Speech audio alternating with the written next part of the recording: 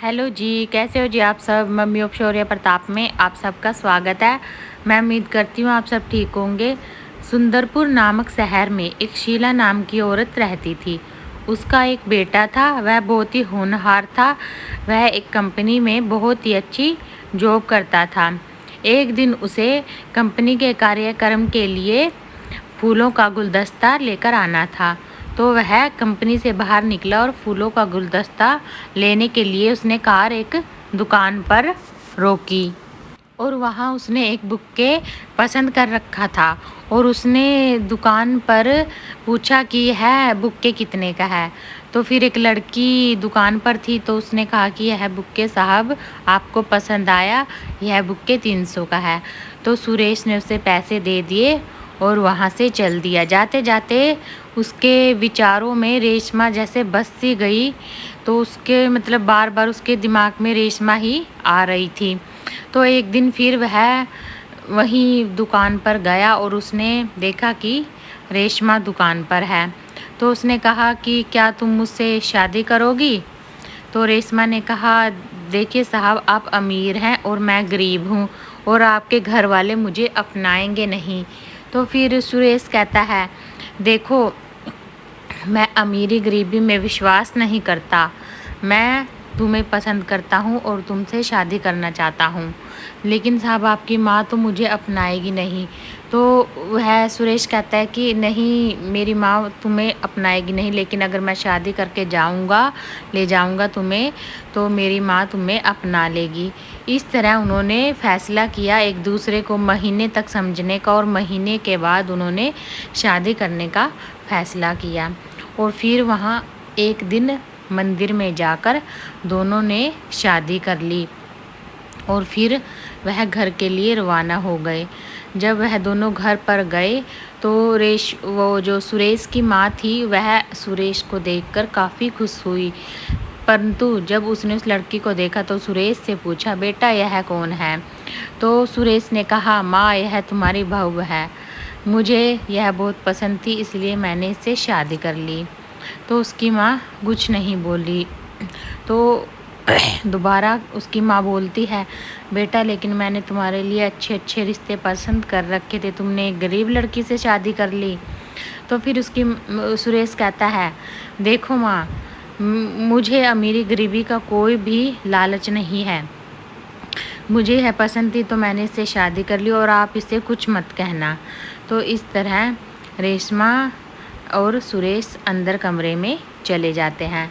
तो जो रेशमा की सास थी शीला, वह उससे घर का काफ़ी सारा काम करवाती। एक दिन जब वह सफाई कर रही थी तो शीला ने सोचा कि मैं बाहर जाती हूँ और बाहर से गंदे पैर लेकर आती हूँ और सारे घर को दोबारा गंदा कर देती हूँ। शीला ने वही किया। तो रेशमा समझ गई थी कि मेरी सास यह जानबूझकर मुझे तंग करने के लिए कर रही है। तो उसने बेचारी ने दोबारा फिर सफाई की और खाना बनाया। जब खाने पर सब बैठ गए तो खाना सबने खाया और सबको पसंद आया। और उसका पति भी उससे कहता है कि रेशमा तुमने काफ़ी अच्छा खाना बनाया है। फिर एक दिन उसकी सास काफ़ी सारे कपड़े इकट्ठा कर लेती है और अपनी बहू को कहती है, रेशमा ज़रा इधर आओ। तो रेशमा से वह कहती है कि देखो यह कपड़े हैं, ये कपड़े धोकर सुखा दो। तो रेशमा क्या करती है, उन सारे कपड़ों को धोकर सुखा देती है। फिर एक दिन रेशमा खाना बना रही थी तो उसकी सास के दिमाग में एक बात आई। रेशमा थोड़ी देर रसोई से बाहर गई तो उसकी सास ने एक सब्जी में तो काफ़ी सारी मिर्च का पाउडर डाल दिया और एक सब्जी में काफ़ी सारा नमक डाल दिया। तो रेशमा ने अपनी सास से पूछा, माँ जी क्या मैं आपके लिए खाना लेकर आ जाऊँ। तो रेशमा की सास ने कहा, नहीं, जब सुरेश घर पर आ जाएगा मैं खाना तभी खाऊंगी। तो जब सुरेश घर पर आया तो रेशमा ने कहा, देखिए माँ जी आपका काफ़ी देर से इंतज़ार कर रही है खाने पर, चलिए जल्दी आ जाइए, आप भी खाना खा लीजिए। तो वह कहता है, ठीक है मैं फ़्रेश होकर आता हूँ। तो रेशमा और नहीं सुरेश और उसकी माँ दोनों खाने पर बैठ जाते हैं और रेशमा उन्हें खाना परोस देती है। तो जो शीला है वह खाना का एक निवाला खाती है और बहुत ही ज़्यादा चिल्लाती है क्योंकि उसमें काफ़ी मिर्च थी जो शीला ने ही खुद डाल ली थी।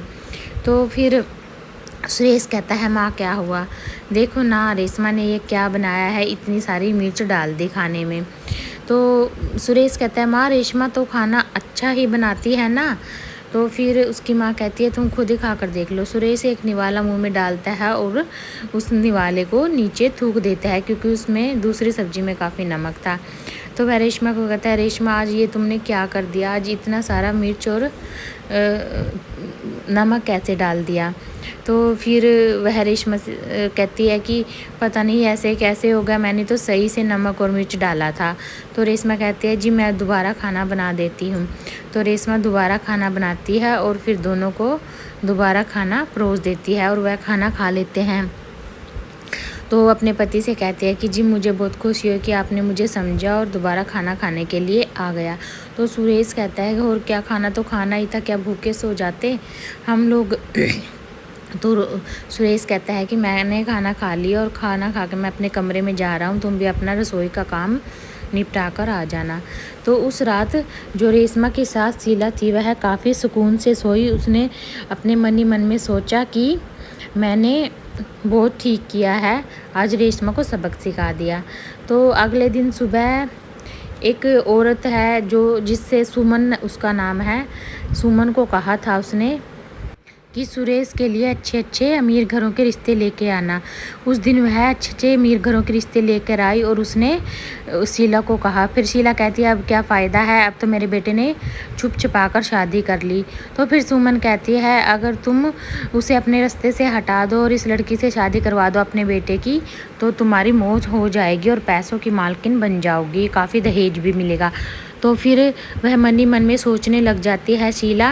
वह सोचती है कि मैं अपनी बहू को ऊपर से धक्का दे दूंगी। जब रेशमा ऊपर कपड़े सुखाने के लिए जाती है तो उसकी सास क्या करती है, ऊपर आती है, वह उसे धक्का देने वाली होती है कि वह दूसरी तरफ कपड़े सुखाने लगती है और अपने आप ही वह गिर जाती। अब शीला को काफ़ी चोट आ जाती है और इतने में उसकी बहू देखती है, वह कहती है माँ जी मुझे हाथ दीजिए, और शीला उसे अपना हाथ देती है और फिर रेशमा उसे हॉस्पिटल पहुंचाती है और उसकी काफ़ी सेवा करती है। अब शीला को काफ़ी चोट आई थी और उसकी हड्डियां भी टूट गई थी। उसे महसूस होता है कि देखो उसकी बहू किसकी कितनी सेवा कर रही है, उसके इतना कुछ करने के बाद भी, और वह उफ तक नहीं कर रही है। तो वह अपने बेटे बहू को कहती है कि बेटा मेरी बहू हीरा है, हीरा, ऐसी बहू मुझे कहीं से भी नहीं मिल सकती थी। तो फिर उसकी जो रेशमा थी उसे काफ़ी खुशी होती है और वह काफ़ी खुश भी होती है। और जब वह घर आ जाती है शीला, वहाँ भी वह उसकी काफ़ी सेवा करती है और वह ठीक हो जाती है जल्दी ही, क्योंकि रेशमा काफ़ी मन से सेवा करती है अपनी सासू माँ की, और वह सब खुशी खुशी रहने लगते हैं। इस कहानी से यह मतलब शिक्षा मिलती है कि हम अगर दूसरे के लिए गड्ढा खोदेंगे तो उस गड्ढे में हम खुद ही गिर जाएंगे। देखिए जो उसकी सास थी शीला, उसने अपनी बहू को ऊपर से नीचे गिराना चाहा, लेकिन वही अपने आप ही गिर गई और उसे काफ़ी चोट आ गई और उसे फिर समझ में भी आ गया कि उसे रेशमा से अच्छी बहू नहीं मिल सकती थी। चलिए अगर आप सबको यह कहानी पसंद आए तो प्लीज़ शेयर कीजिएगा, सब्सक्राइब कीजिएगा और अच्छे अच्छे कमेंट कीजिएगा। धन्यवाद जी। यहीं मैं अपनी कहानी समाप्त करती हूँ, अगली कहानी के साथ मिलते हैं।